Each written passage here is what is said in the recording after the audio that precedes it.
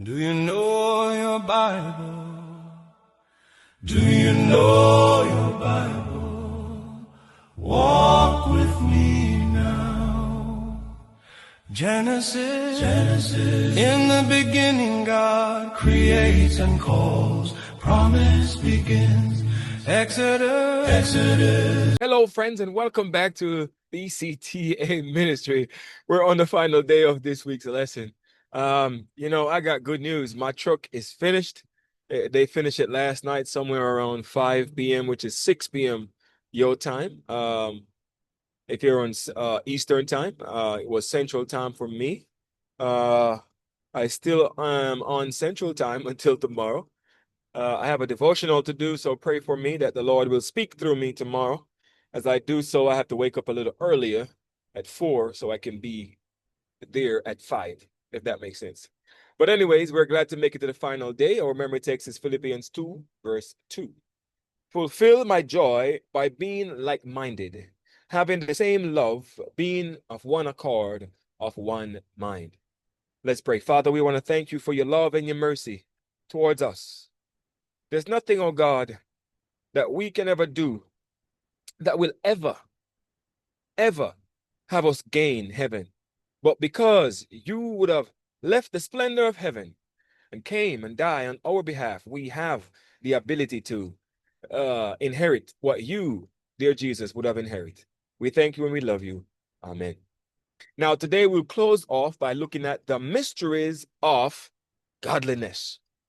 Now, the question is asked, how can and should focusing on what Jesus did for us, you and I, at the cross, seeing the cross as our example of surrender and humility, make us more humble as well as more submissive to God?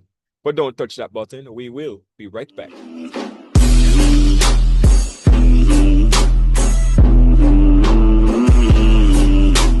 Welcome back.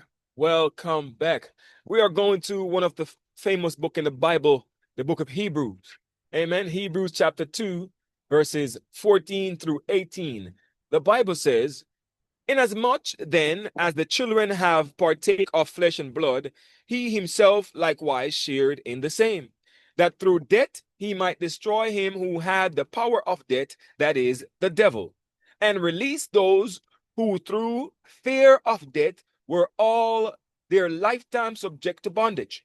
For indeed, he does not give aid to angels, but he does give aid to the seed of Abraham. Therefore, in all things, he had to be made like the brethren, that he might be a merciful and faithful high priest in things pertaining to God, to make propitiation for them for the sins of the people." 18 and last, "For in that he himself had suffered, being tempted, he is able to aid those who are tempted." And I say right here, praise be to God.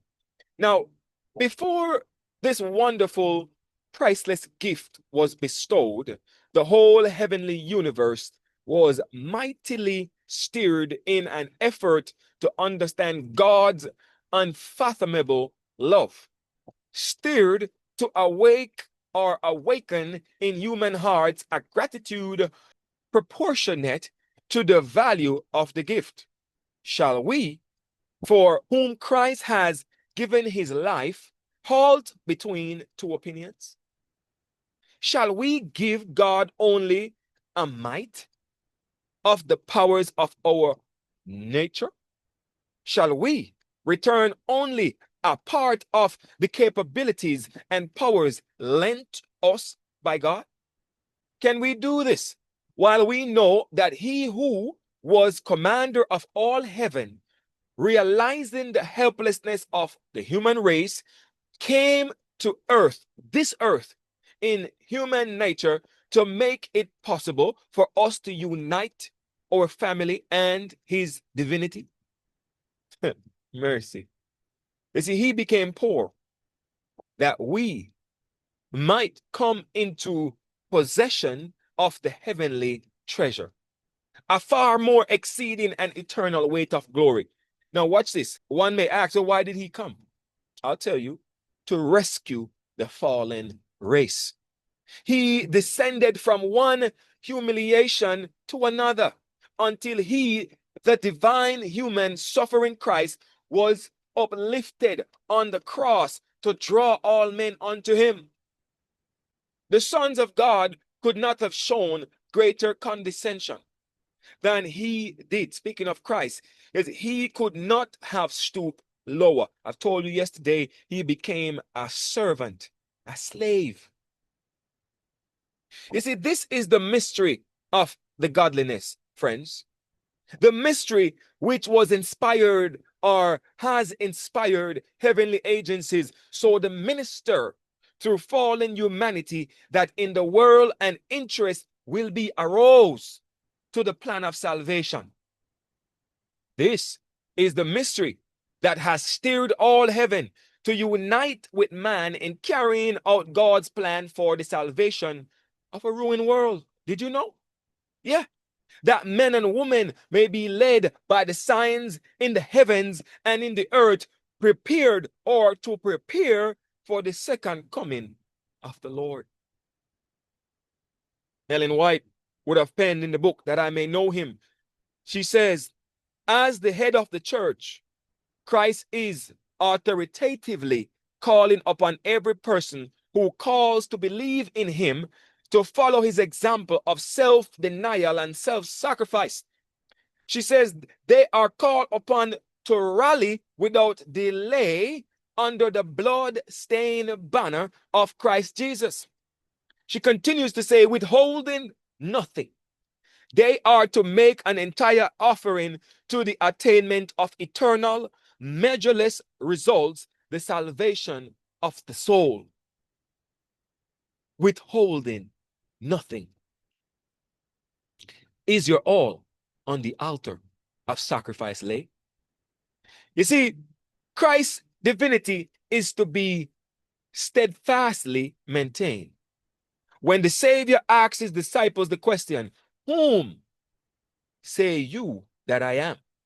Peter said, thou art the Christ, the Son of the living God. We can see this in Matthew 16, 15 and 16. You see, Christ said, upon this rock, not on Peter, but on this rock, but the Son of God, I will build my church, and the gates of hell shall not prevail. You see this in verse 18. And as we come to a close today, I'll leave you with this sentence. Great is the mystery, friends, of godliness. Hello. Great is the mystery of godliness.